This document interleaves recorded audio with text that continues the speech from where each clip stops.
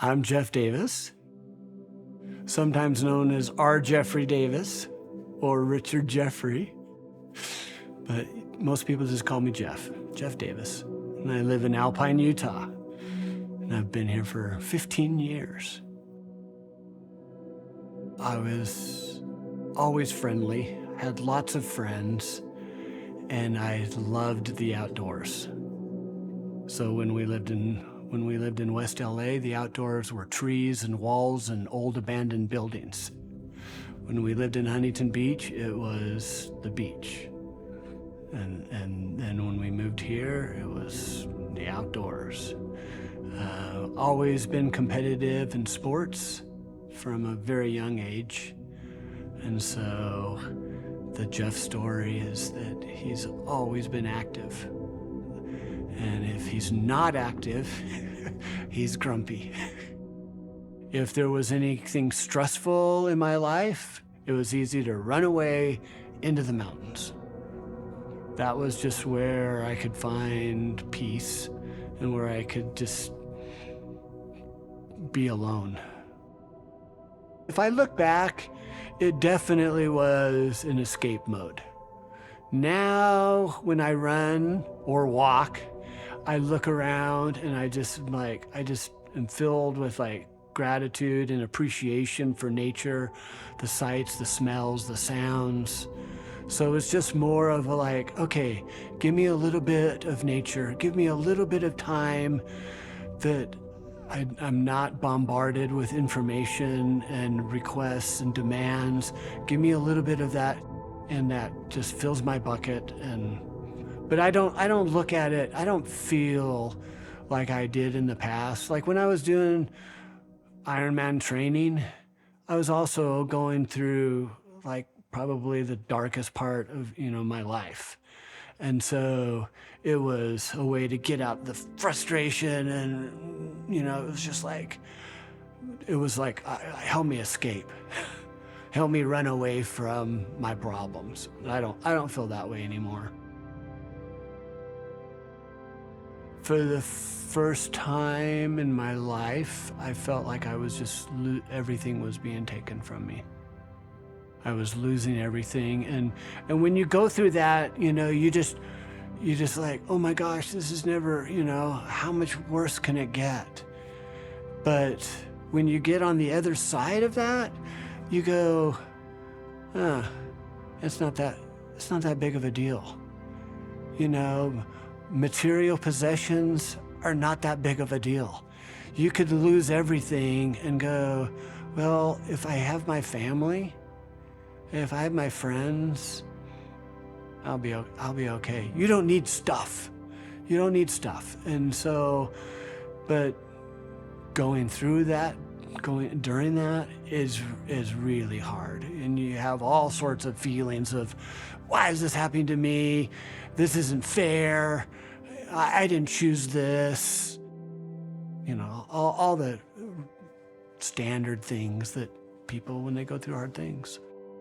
Did it take you a while to land on that, I don't need the material, I have this other stuff? Or was it pretty quick? Like in the middle of all of that, I started writing in what I call a gratitude journal. So that was 2007, 2008. And I don't think I've missed very many, if any, nights since then of recognizing how lucky I am and all of the good things in my life. I'm like, okay, can I just come up with 3 things today that I'm grateful for? 3, could I just come up with one thing that was good about today or that I have? And, in the first couple of weeks, it's pretty easy. I'm thankful for my job. I'm thankful for my health. I'm thankful for my children. But once you get past a handful of things, then you really have to start paying attention. So I would get up in the morning, I'm like, okay, today I'm gonna find something and notice something that I was just taken for granted. And so it became, it became kind of a game that my day was spent looking for things that I was grateful for. Are you still playing that game? Generally, yeah, generally, and it kind of comes in waves. But yeah, generally, I still play that. I mean, it kind of has taken on a different look, because now I instead of like looking for things to be grateful for, I have more of a mindset of where can I show kindness. So it's kind of transitioned a little bit over the years. So several years ago, during my running by myself and with my dog or with my children, all of a sudden it occurred to me that, and I don't even know, like, I can't even pinpoint the day or I can't even pinpoint maybe the year, but it's been several years. And I thought, you know what? Every day, it's really important to get outside. And every day it's really important to take care of yourself. And every day it's important to help others. And so I came up with this mantra that's called touch nature, drink water, and be kind. And so I say that to myself every morning when I get up. And a few years ago, after saying that over and over and over every single day, my beautiful wife surprised me and all of our children with sweatshirts for Christmas one year that it had it embroidered on the sweatshirt. And the next year, she made t-shirts. So I'm actually wearing the t-shirt that she made. And so I give talks several times a year around the country in my profession and what I do. And I share that as part of my talk. And so there are people that I will see that I will have met, and then a year later they're like, oh, you're the Touch Nature guy, right? And I go, yep, I'm the Touch Nature guy. So that's the meaning behind what I call my mantra.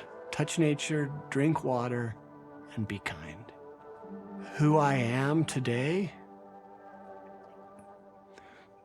as dark as 2007 and 8 and 9 were, when I met Sherry and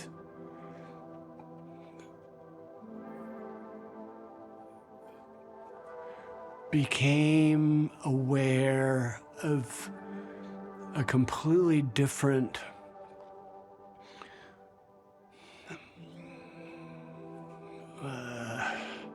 way of thinking about people,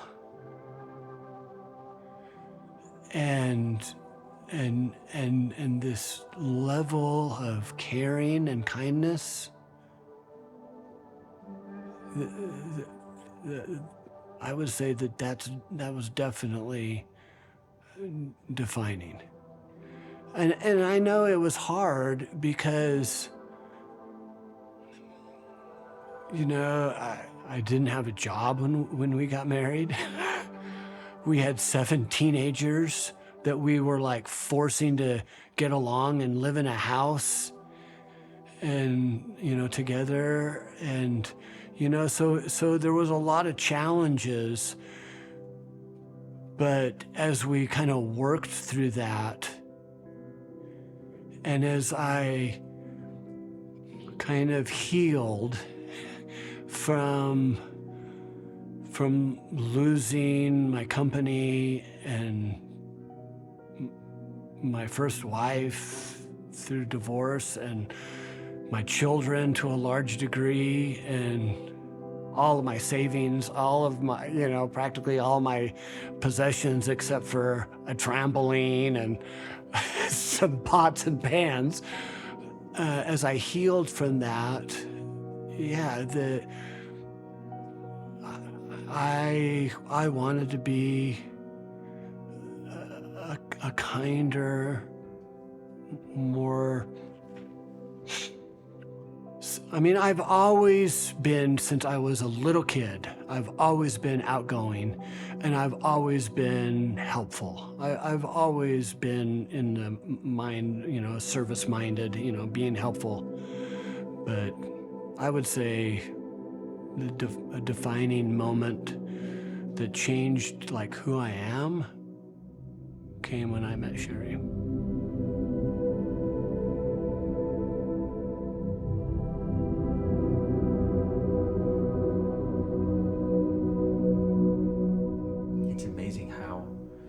Perspective, just turning your head, 8.5 degrees. Oh, sure. Can change everything. Oh, for sure. What are some of you kind of started to touch on them, what are some of the biggest changes you feel like, if you could spell it out in sentences, from before Jeff to the current Jeff? So before Sherry Jeff. Because it's also not overnight. No, it's definitely not overnight. I turned 59 this year. And so, and even recently, over the last few years, there's been changes in who I am and what I believe and what's important. And I would imagine, I kind of mentioned earlier that, my obsession with being in the mountains has been curtailed because of grandchildren. But, from a belief standpoint and a faith standpoint, that certainly has evolved and changed as my children, who are really the most important people in my life, as those children, as I watch them become adults and parents, and my faith and beliefs and attitudes, they also, continue to evolve. I have hopes of taking my grandchildren to the tops of mountains. I have hopes of taking my grandchildren to see the most beautiful things on this planet. And I just want to be around to do that. So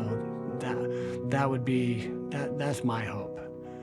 And my children, I don't want my children to feel like they're like now second rate, according to, and maybe they do feel that way, but I don't want my children to feel, that now that I have grandchildren that, they're more important.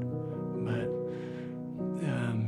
spending time with my kids and my grandchildren and my wife. So that's definitely my hope.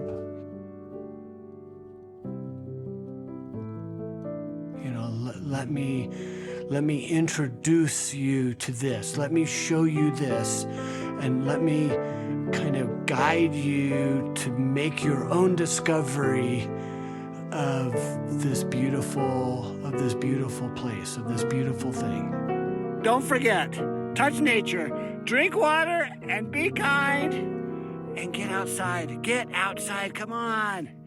Put your coat on, put a beanie on, get outside.